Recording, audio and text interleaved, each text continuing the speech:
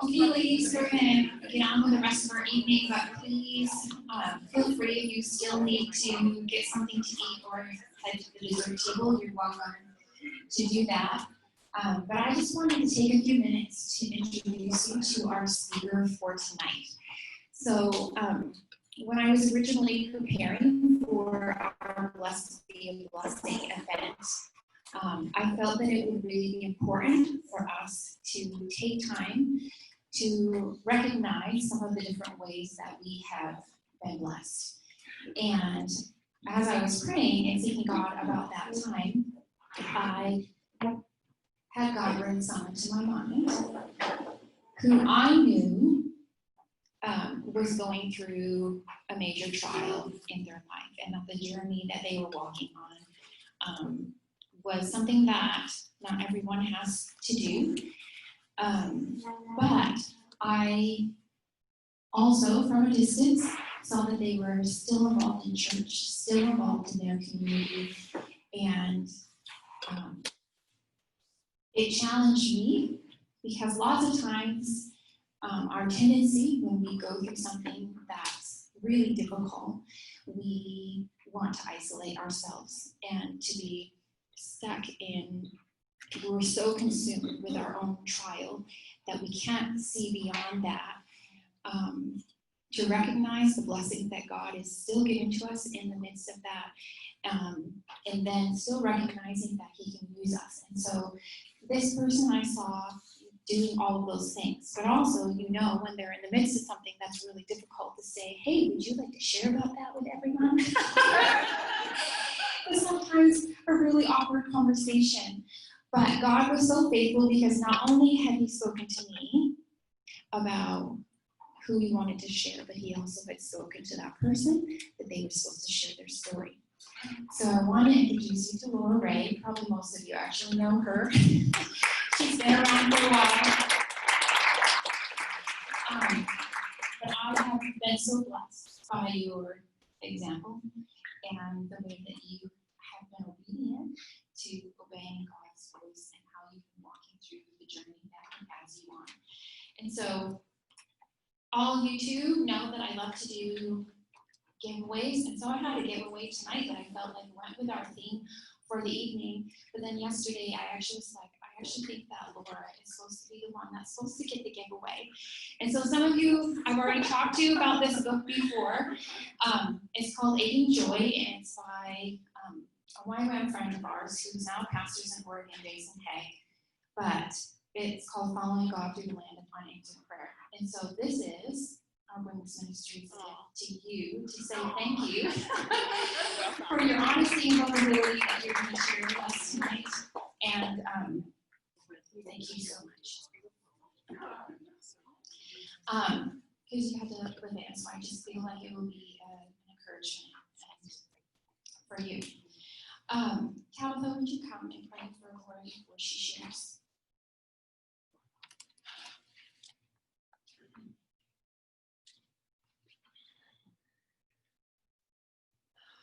God, I just thank you so much for being faithful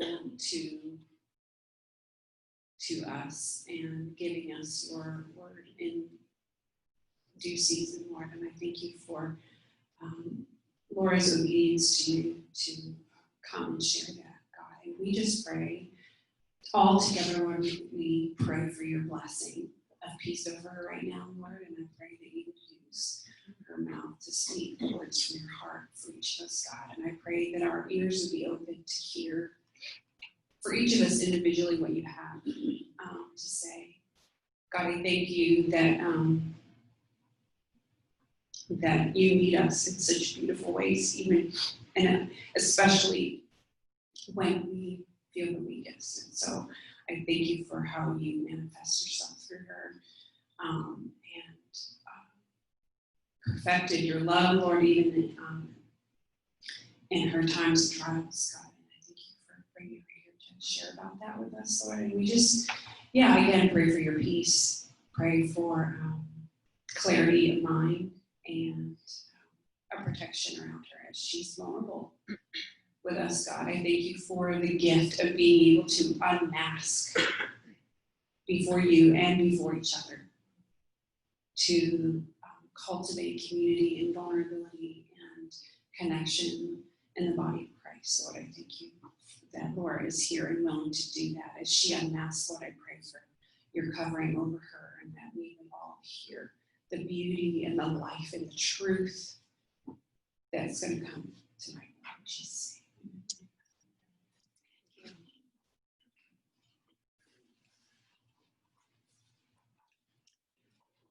My name is Lorah Ray, as I said.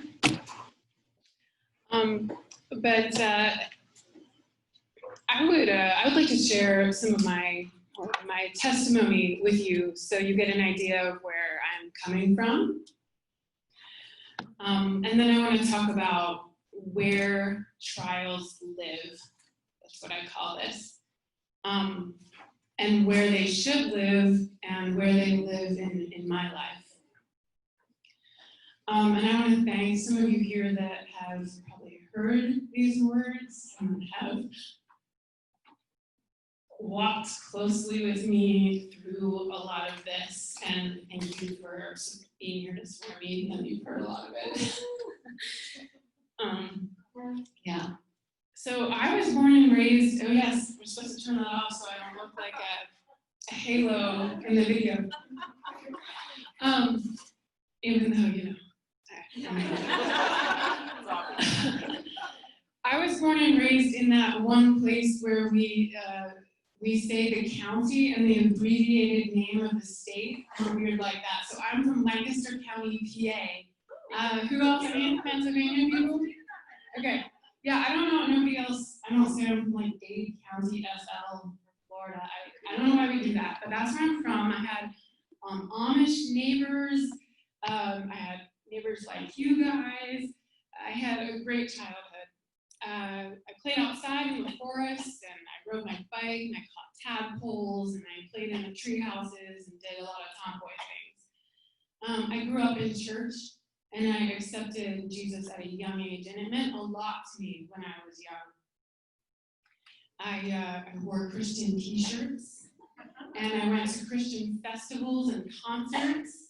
But I took a turn in my teen years, and the focus was on me, when I was a teenager, specifically like 16. I excelled at sports. I got good grades. I became very vain. I gained popularity. I dressed to be hit on and sought after, and I started going to dance clubs when I was 16 and started dabbling in the high school party scene at 17. And I had a dating record, but through it all, I had drawn a hard line, a moral line, something I was taught as a child and had stuck with me. I was on my way to crossing those lines when I had a car accident. And it was the first time I heard God speak to me. It was specifically about making some changes, especially who I was dating. And I thank God I was alive that night as I played in a volleyball game, because I could have been in the hospital or dead. And I started borrowing my mom's car to go to Bible study and to go to youth group. And there were these, like, my senior year, I didn't know all of them, but I went to public school, and there was just a big group of Christians in my grade that just, you know, I kind of went to them and they embraced me. And the girl right behind me during my accident was a girl that lived like a minute away, who I did not know, but she was like the most amazing Christian girl, and she's still one of my best friends to this day. It's amazing how God does weird things to get your life kind of sorted, even at that age for me. I changed my social life. I changed my language, which was filthy, and he lifted me up out of the pit, and he put a new song in my mouth, like quite literally. And I applied to YWAM instead of heading to college and college to play volleyball. To the shock of parents and teachers, off I went. At age 18, I got on a plane for the first time and went to YWAM in Maui. I spent almost 2 years between Maui and Cambodia. And one day I had the clearest vision during worship, unlike anything I had ever experienced before. And I'm going to come back to that vision in a minute. At age 20, during the end of my time at Youth with a Mission, I thought God had spoken to me about a boy in YWAM. I was on cloud 9, and so we were with my family in Pennsylvania about a month after getting engaged. And all of a sudden, I doubted everything. I didn't know who I was. I didn't know what I was doing, and if God had really spoken to me.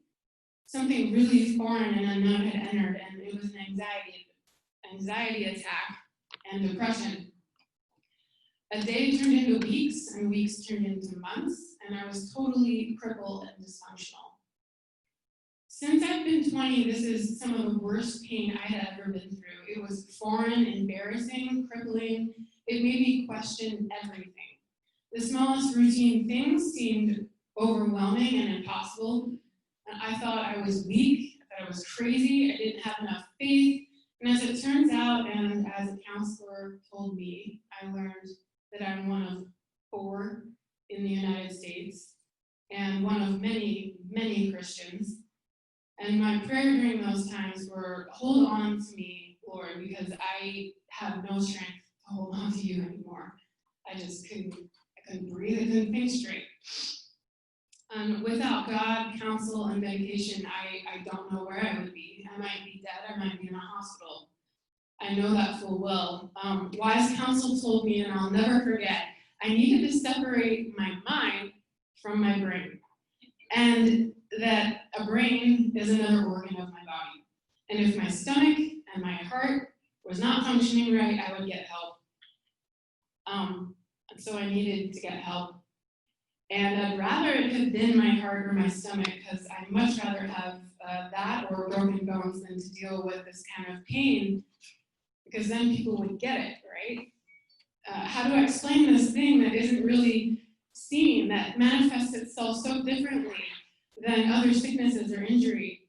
But I claim it for what it is. It was an illness, not a weakness. It wasn't demon possession, it wasn't lack of faith. And it's been a thorn in my side, but as it turns out, this happened 8 or 9 times in the last 18 years.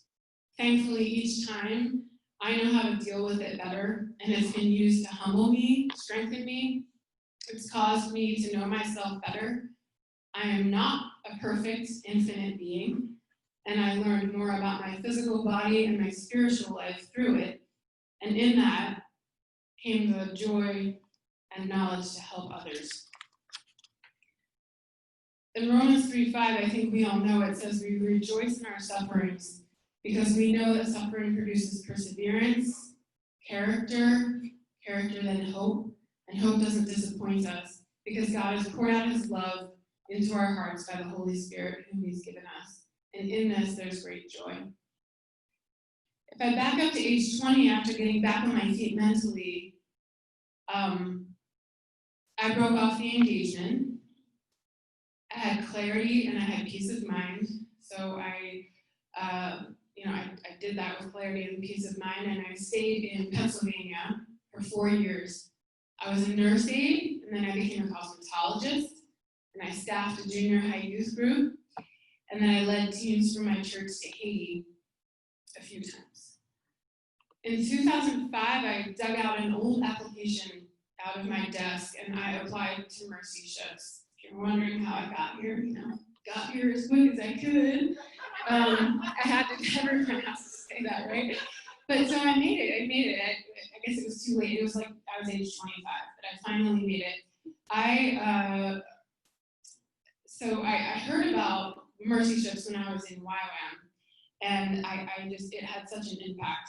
And I didn't know when it would happen, but like 4 or 5 years later, it happened. And I drove myself and everything I owned from Pennsylvania to Texas, to right here. And I came for an indefinite commitment. I worked with Linda Driggs. I don't know if some of you know Linda. We had a hair salon at Mercy Ships. It's called Mercy Clips. And most everyone was a volunteer back then, so we did their hair and their kids' hair, and we were volunteers. It was pretty cool. I did that for about a year, and then I transferred to England, where the Africa Mercy was being renovated, and I met my husband, Justin, who's not English, he's from Houston, so he been married into Texas.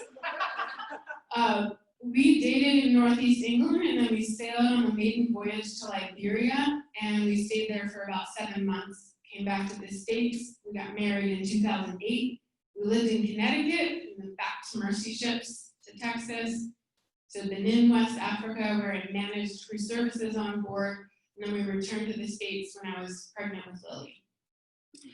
I was staying with my family in Pennsylvania when I had preterm labor in my 27th week of pregnancy, and then I had an emergency C-section, which made Lily come 3 months early, weighing a whopping 2 pounds. But there, in the NICU, I saw God's grace and experienced his peace that passes all understanding. She did so well, and we got to bring her home a month before her original due date even. When Lily was ready, we came back to Texas. She was born in Pennsylvania, so we had to get her back here, and then we went to the ship in South Africa when she was ready. Her first birthday was while she was sailing to Sierra Leone, so I don't know what baby gets to turn 1 while you sail across the equator, but that is my daughter, Lily. I got on a plane when I was 18, and she's sailing across the equator when she turns 1. Yeah, I missed something here I wanted to say. Oh, yes. So we came back to Texas for my second pregnancy, and I was on strict bed rest for 4 months. And I grieved when I found out I had been sentenced to that, because I don't do well. I don't stay still. And so that was another time that God just supernaturally came through. I laid on my back for 4 months, and the body of Christ came alive more tangibly than I had ever experienced. I had amazing provision. Lily had so many volunteer international nanny caregivers, some of you in this room, who would take her for the day, cook dinner, and God's grace was shown to me personally, as I'm not usually a person that stays still for long, like I said. We had Evelyn full term in Texas, and our family had lived, our family of 4 traveled to the Canary Islands, then back to Texas, then to Sweden for a year, to Madagascar, to the Miami area to work for Carnival Cruise Line. We came back to the promised land of Texas after being in Miami. Then a year in Tianjin, China, where we were building the new ship for Mercy ships. I say all that, and I hope I'm not boring you. I want to go back to a vision that I had during worship when I was 18, and I said all that because, and all these places and all these things, because God showed me in worship a picture of 2 paths, and one that I could have taken, and one that he chose for me. And it was clear, and it was real, and after 20 years, I still see it. And the first path was full of myself, my selfishness, my pride, my self-destructive behavior. And at that point, I was looking at, I was 18 in YWAM, and I had just previously could have taken this path that God was showing me. It was glimpses of Jesus standing by me with tears as I danced at clubs, feeling empowered as an object of lust. I saw college dorms, empty bottles, trash, promiscuity, and failed relationships, and it was revolting, and I felt gross. But then I was so relieved when the second path unfolded before me. It was bright, it was invigorating, it was adventurous, it was amazing, and I saw runways, airplanes taking off and landing over and over. And I didn't know exactly where, but I knew it was not about vacation or luxury. It was where he wanted me to go and share his love. And in the process, I would be stripped of my selfishness and my pride, and I would yield, yet become something much greater as I embarked on the hard work and adventure of giving. Giving, loving, and learning wherever those planes landed. I can confidently say that that vision of his path for me came true. The last 20 years have been filled with about 20 different moves, countless flights, ships, amazing people, and the overwhelming love of God. Life looked like it would continue that way until May of 2018. I went unconscious in our apartment in China, and I was rushed to the ER and almost died of extremely low blood sugar. And for some of you that know blood sugar levels, I was like at 21. And that is like about to die or go into a coma. So as we were investigating, and for my husband, I don't remember any of it, but he, for my husband to have that memory of taking me, figuring out how to find a Chinese friend to take me to a Chinese ER, and then the nurse running and screaming and then shooting me with glucose was, a bit traumatizing. I don't remember that, but I remember needing to find out why. What is this? I'm not diabetic. This is really freaky. So as we investigated the cause, a mass was found on my pancreas, and it's a mass that secretes insulin. Lily, the way she came was very rare. What happened to me, what happened to cause an emergency C-section was rare. And then once again, I find that I'm a 1 in a million of this cancer type, rare. So this mass that secretes insulin was found, and it changed our lives drastically. My season of international living and travel had maybe come to a close. So we abruptly left China, and I turned onto the very rocky road of being diagnosed with cancer. The summer of 2018 was incredibly difficult. One blow came after another. Your tumor is malignant, and it spread to your liver. There's innumerable lesions all over your liver. Then we got the call saying, you are inoperable. It's far too complicated. We'll just need to manage your symptoms as long as possible. I felt like it was a very quick death sentence. I started at an international Western hospital in China. I went to a medium-sized hospital in Reading, Pennsylvania. From there, I was too complicated, and they passed me to Penn Medicine in Philadelphia, where they threw around some ideas, but no treatment plan was in place.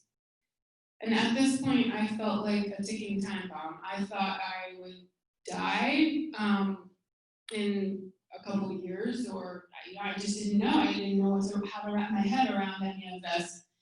And I started turning yellow with jaundice as the primary tumor pinched my bile duct shut. And in the midst of that mess, we decided it was time to move back to our home in Texas. Justin would continue to work at Mercy Ships, and I would transfer my case to MD Anderson in Houston. I didn't know about MD Anderson, and they are number one. And all my in-laws live there, so it's incredible. I go down there, and my kids play with their cousins, and I didn't have that in my, but it's such a blessing. It was there 3 months after my diagnosis that I finally got a treatment plan. And I finally started wrapping my head around what kind of cancer I had. One of my biggest realizations is that cancer is a name for 1,000 diseases, each one having extremely different characteristics, each one treated differently. Fortunately, mine is very slow growing. It could have been growing for the last 10 years, and I didn't know it because I never had a scan. I was a healthy person. and I didn't find out till it had spread and I had symptoms. So fortunately it's slow growing, but unfortunately it is not the kind that goes away. It doesn't go into remission, and I am still inoperable. It's a maintenance game for as long as possible, which on average seems to be 5 to 10 years. In October of 2018, MD Anderson started me on 1 year of oral chemotherapy, so basically 2 weeks on pills, 2 weeks off. And each month I had like kind of a sick week, I called it. I learned how to slow down. I learned how to let people care for me. But I also learned how to keep my body moving through a free exercise program around here for cancer patients. It's called Fit Steps. I just had to say it, because it is a huge blessing that I could do that. And I felt like it just made the medicine and myself work. It made the medicine work better. It made me feel better. And there's really no other place. It's like East Texas, well, parts of Texas that have this program. So let me see. So oral chemotherapy produced amazing results, which doesn't happen for everyone. Everything shrunk significantly, and now I'm being monitored with CT scans every 3 months. I also have an injection every month to stop the insulin secretions my tumors produce. I could dread going to the cancer center, but I go and I choose to engage. There's people all around me with different cancer stories, and the nurse and I joke about which butt cheek she's going to stab, because I can't ever remember from month to month which one gets the shot. She has to check for me. The right is the left. It's the right is the left. And so I take pancreatic enzyme replacement with everything I eat, or I won't digest correctly. And it depends on how you see things. So it's really pig pancreas enzymes. So I just have a little bacon with everything I eat. And obviously, it's just, I have to laugh. Sometimes you just have to, or I could dread all of this. But it was a big learning curve. And I had an endoscopic procedure for a bile duct stent maintenance. I have a stent in there, and so obviously this was all very overwhelming. In the first 3 to 6 months of this journey, it was pretty terrible. And so I'm so glad I can now wrap my head more properly around the whole thing, but it includes an ongoing mental battle and decision process. We have all heard it said that all we have is today, that any of us could go at any moment. Tomorrow, we could be in an accident. We could be hit by a bus. We could have a fatal heart attack. So cherish today. It's all we're given. You never know. And see, I understand that. And it is a fact. We could go at any time. And we could go suddenly. The difference is living with the knowledge that unless a miracle happens, that bus will hit you in about 6 years. We all live with the knowledge that we could die at any moment, but not all live with the premature death sentence hanging over them. It's the knowing that's harder than the suddenly being taken. It's the knowing that can haunt you each day. Even if it's only for a second or two. It's the complexities of cherishing each day while feeling the sadness that comes over you when you're wondering if your kids will be 13 or maybe 18 when you'll die. I know that miracles and medical breakthroughs can happen, and I'll take those miracles. and breakthroughs and prayers. I'll take all I can get. And I will try to live my best, even if my reality is having less time on earth than I anticipated. I have this tagline that I will spend the rest of my life living, not dying of something. I'll choose to encourage others and be joyful, not bitter. But I am allowed those bitter, angry moments, right? The dark days here and there, because God can handle it. And I will continue wrestling with that and living and fighting.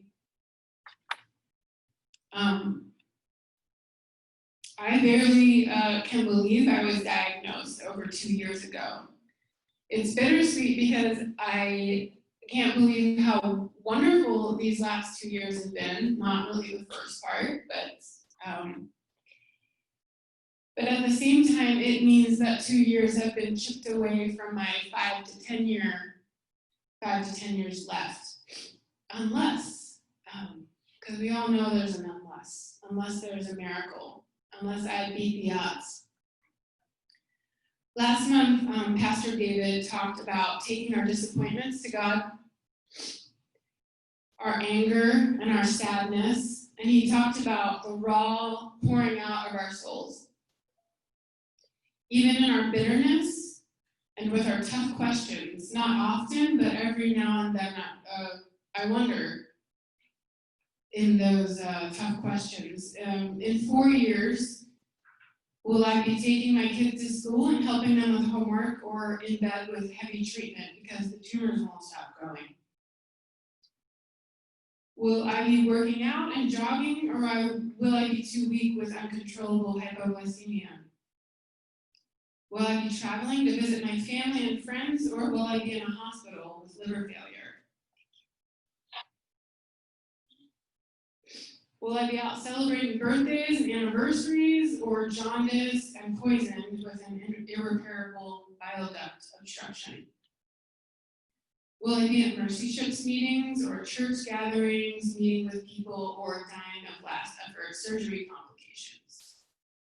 Will I be helping my girls through puberty and junior high, or in pain and in bed with new metastasis in new places? I ask God to help me grapple with this. I don't often think of these things. It's not all the time. But obviously I have those moments, and I don't often allow it to let me get down, nor do I live in a fear or misery, because it's not set in stone. It's not real because it is not yet.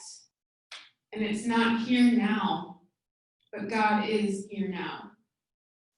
He can heal. He can change this path. So I ask God to help me live in joy and in hope, love and compassion in the now, because I can and I'm able.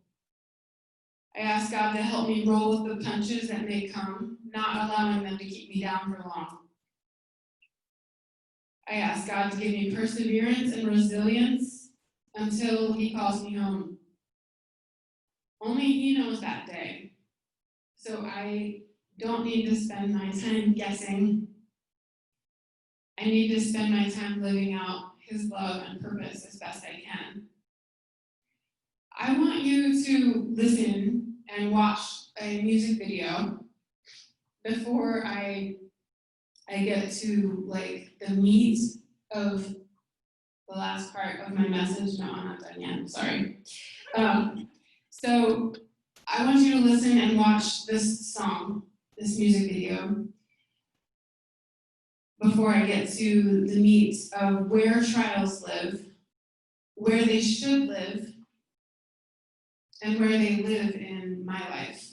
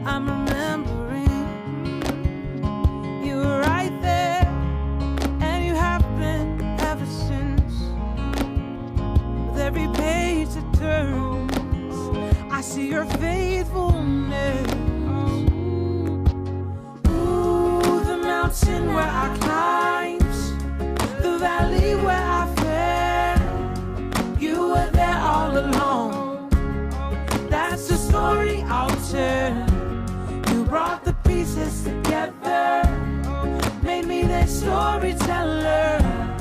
Now I know it is well, it is well. That's the story I'll tell.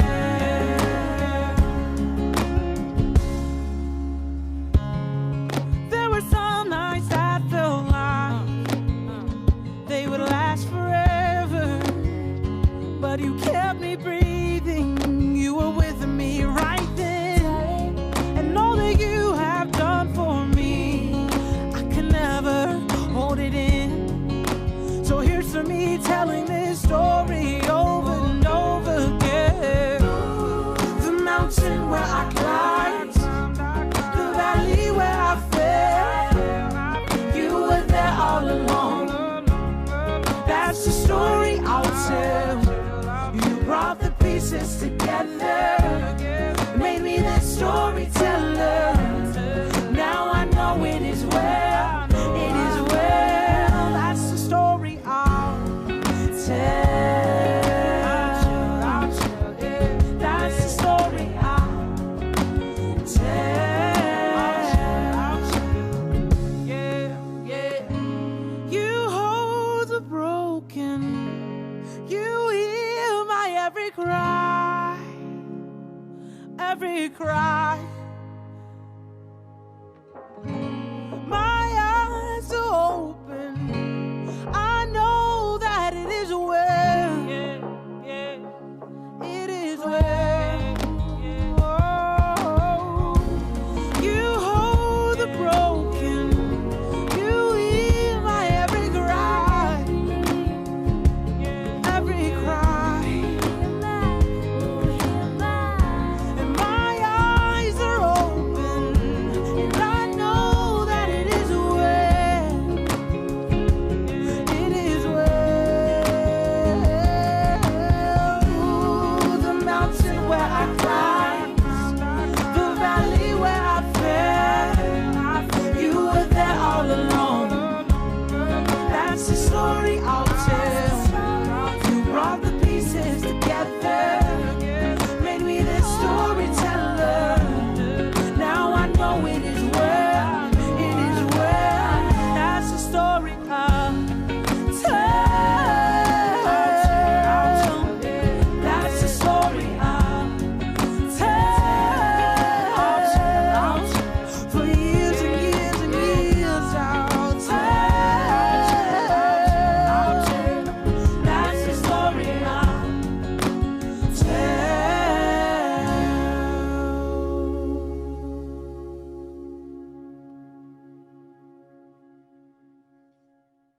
You hold the broken. You hear my every cry. My eyes are open. I know it is well. It is well. The mountain where I climbed, the valley where I fell, you were there all along. That's the story that I'll tell. You brought the pieces together. You made me this storyteller. Now I know it is well. It is well. And that's the story I'll tell. I cry almost every time I hear that song. It's beautiful, and I invite you to pray for me that I'll be that storyteller of victory over cancer. Yet, what do you do with a trial when it doesn't go away?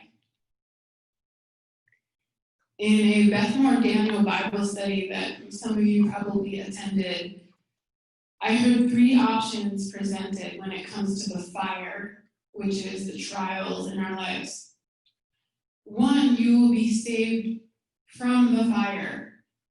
The trial will be taken away and it's avoided. 2, you will be saved through the fire. You'll go through the trial and you'll come out the other side hopefully stronger. 3, you'll be saved by the fire. It takes you to your Father's arms in heaven.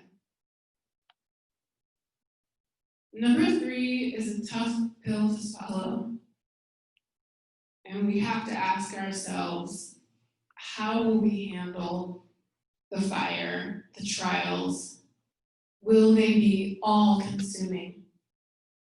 Will it become your identity? Cancer could easily become my identity.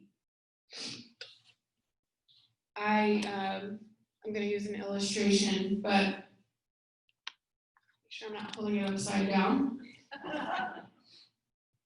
I could be blinded and consumed. I could sit on the internet looking at everything that could go wrong. I could chase every cure, every diet, even every prayer meeting that just might heal me. All the while, I could lose sight of my kids, my husband, my peace. I would lose sight of others and how I can give. And so I must put cancer in its place.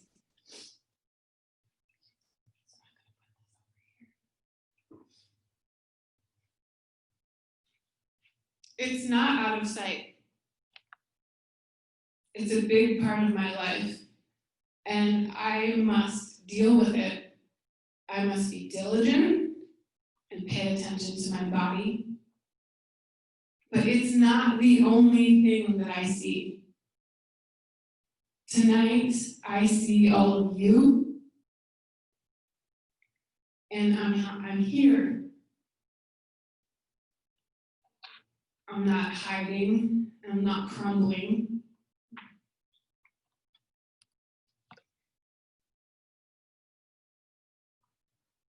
Tammy,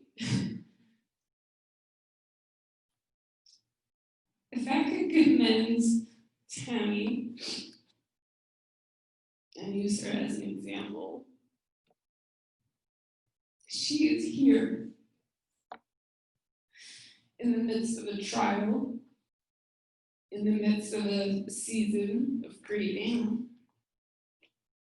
And that is an example of strength and perseverance. It's life-giving, and it's an example to so many.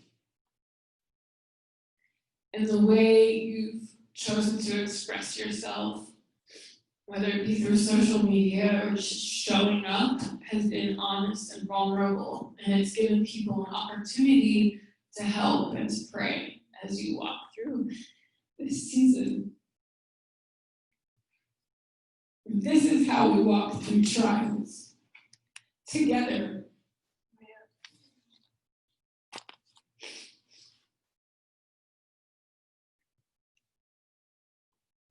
Faith, suffering, and joy. Can these three things really coexist? Faith, suffering, and joy. They absolutely can. We've seen it in Paul's life in Philippians 4:11-13. For I've learned to be content, whatever the circumstances. I know what it is to be in need, and I know what it is to have plenty. I have learned the secret of being content in any and every situation, whether well-fed or hungry, whether living in plenty or in want. I can do all things through him who gives me strength. We've seen faith, suffering, and joy coexist in the disciples as they started the early church, and they were often persecuted and put to death. We see it in modern-day martyrs, Christians living in poverty, and believers who live with joy and peace despite illness and loss. To be born again is not to be reborn into a life free of suffering or pain or sickness. To be born again is to have peace in the storm, to live victoriously over sin, to have joy in the worst circumstances, and to be content with much or with little. To be healed in the deepest sense is to be healed from the bondage of fear and destructive behavior, healed of the constant wavering between walking in sin and temptation, or walking victoriously with God. Because of his sacrifice, we can be free and healed from falling into the pit of sin and bitterness and discontentedness each and every day. 1 Peter 2:24 and 25 says, He bore our sins in his body on the cross, so that we might die to sin and live for righteousness.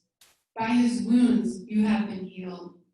For you were straying like sheep, but you have now returned to the shepherd and guardian of your souls.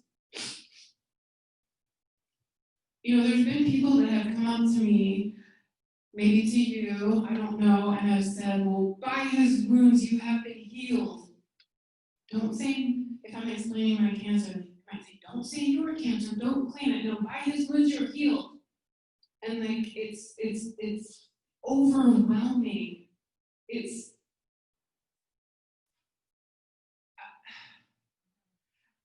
I'm not offended, but when I read this, it is for our souls. And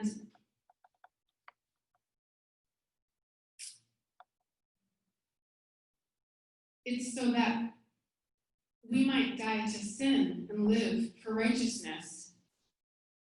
The verses all around it are talking about that deep, that straying, but he's bringing us back. To be healed is not necessarily to be healed of every headache, of every stomach ache, every heart attack or broken bone. It's not to be necessarily healed of cancer that enters this temporary shell, this body of flesh and of blood on earth. We know that these bodies are temporary. I want to read 2 Corinthians 5, and I'm going to read it through the Message.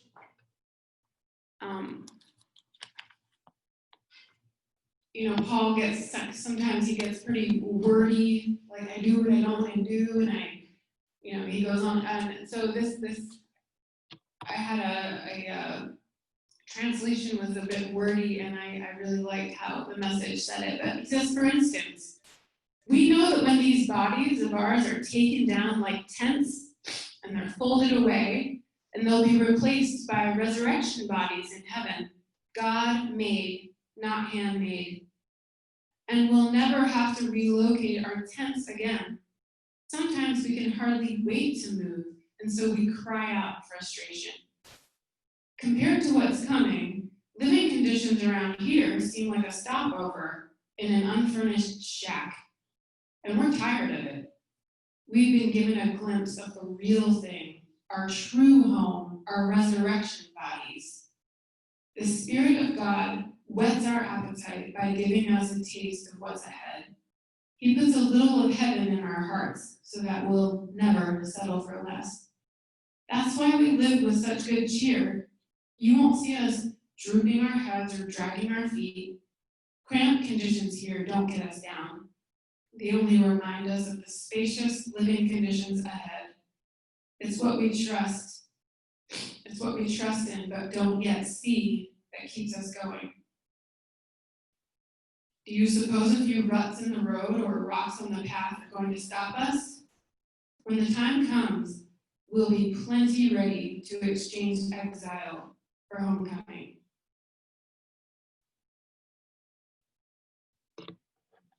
It's easy to read that, but it's hard to say, I'm ready. And I told God, I'm not ready.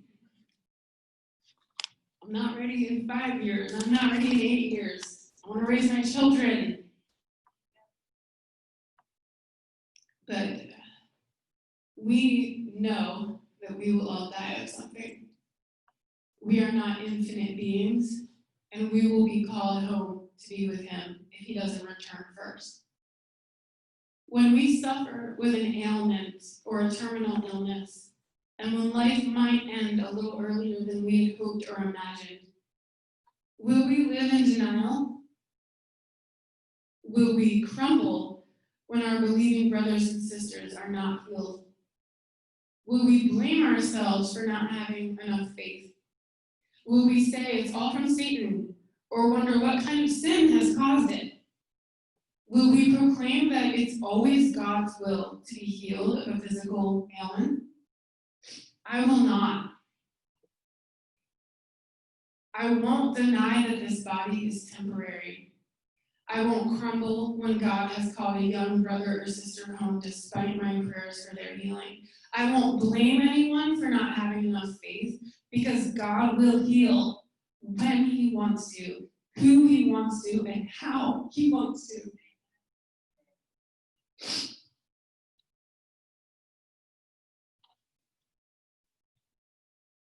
Headaches and colds and cancer are not all from Satan.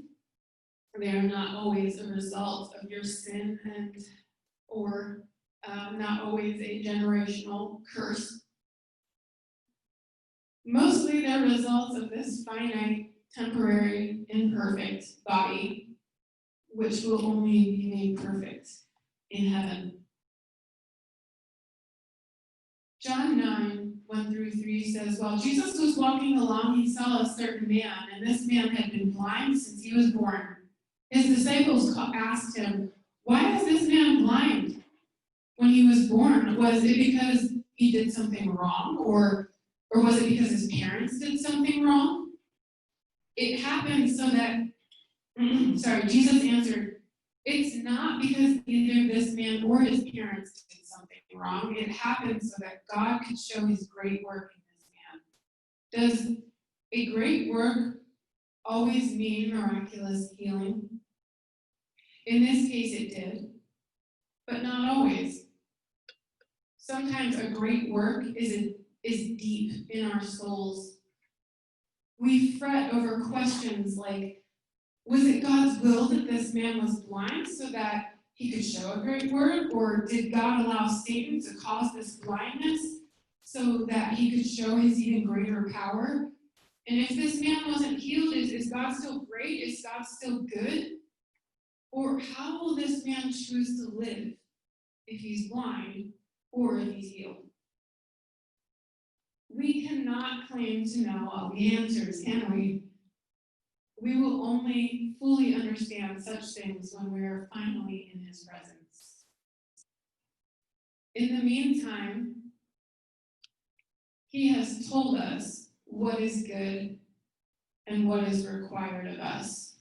To do justice, to love mercy, and to walk humbly with our God.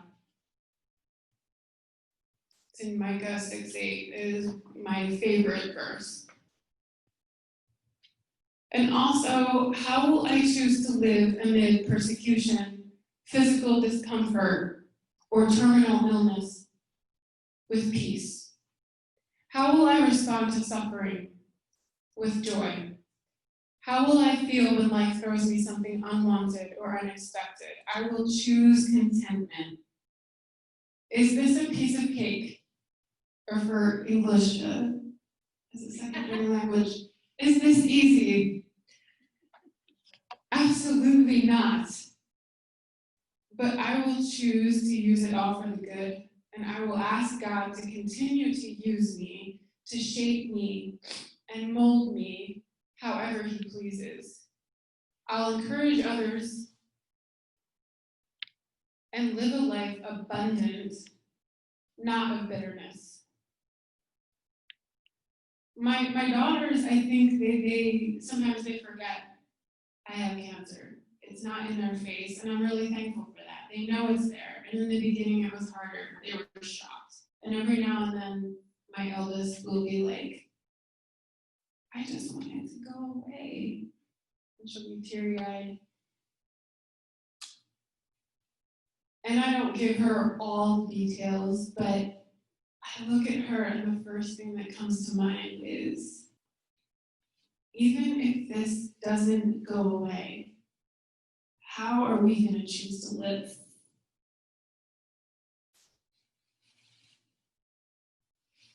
Should we be sad, bitter? It's okay to be sad, but should we be bitter? Will it be a good thing for us to be bitter? Would you like, me to be bitter all my days? And we quickly realize, as we answer those questions, that we need to seek peace and live the most and live the best we can with joy.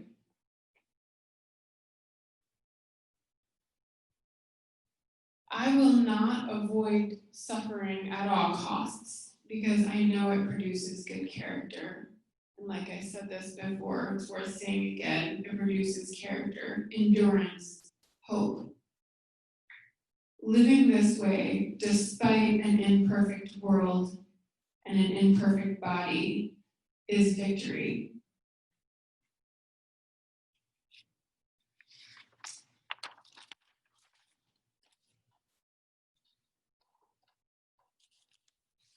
Before we have a moment of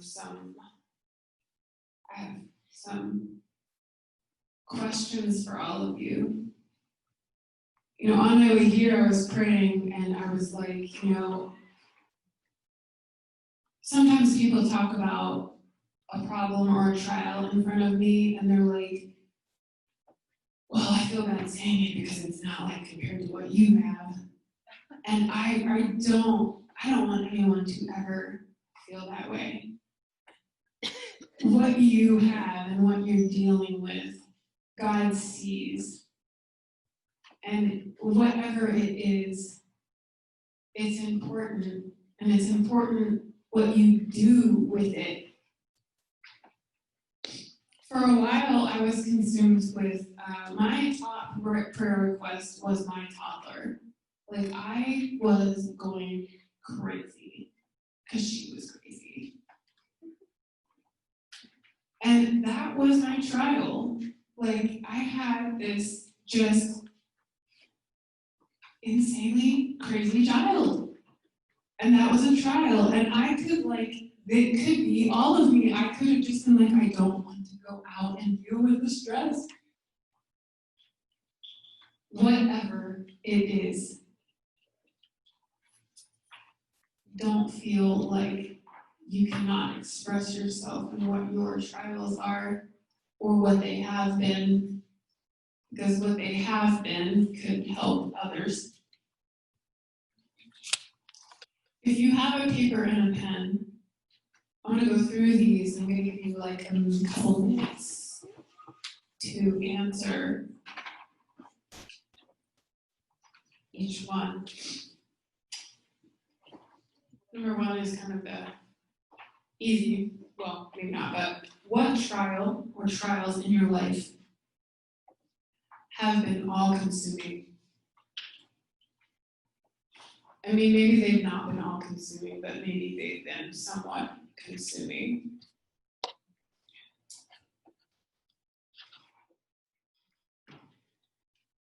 Number two,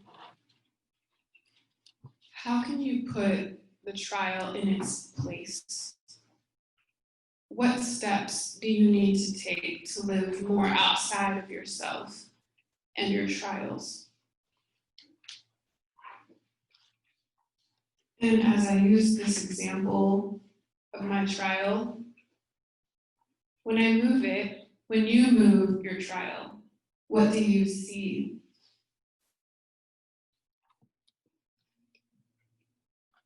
And number three kind of leads into number four. What can you start to invest in? How can you give?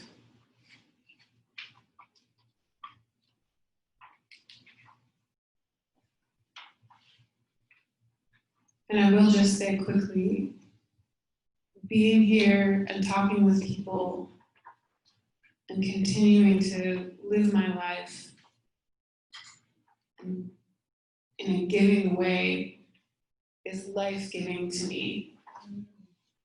I even think it may make me live longer because mentally, it's a blessing. It's healthy.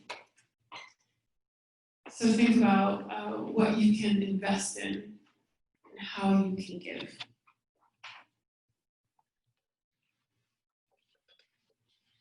We're all storytellers. And I don't know what mountain you might be climbing or what altitude you're at. And maybe the oxygen is a little bit thin. Or the valley where you fall. And if it's dry and scorching.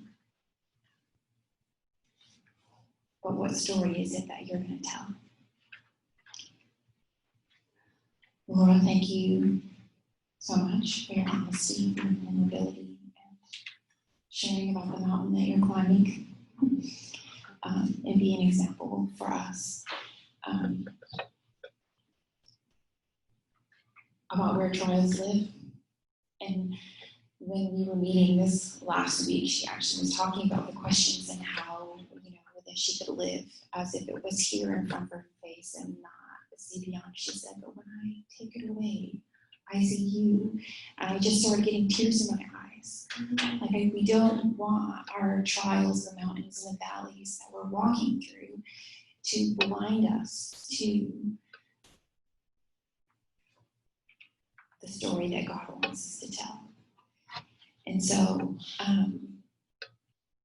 as we move into the prayer time around the table, what we felt like we should do tonight is that just around your table to do a group of 2 or 3, depending on how many people are at your table, either to break off, and sometimes there's 5 of you, so you have to do a group of 3. But just take your paper, and I want you to share at least one of your answers to one of the questions that you wrote that you would like the other person to pray for you about. Okay, so share your answer to that question so that they can pray for you specifically in regards to that. Does that make sense?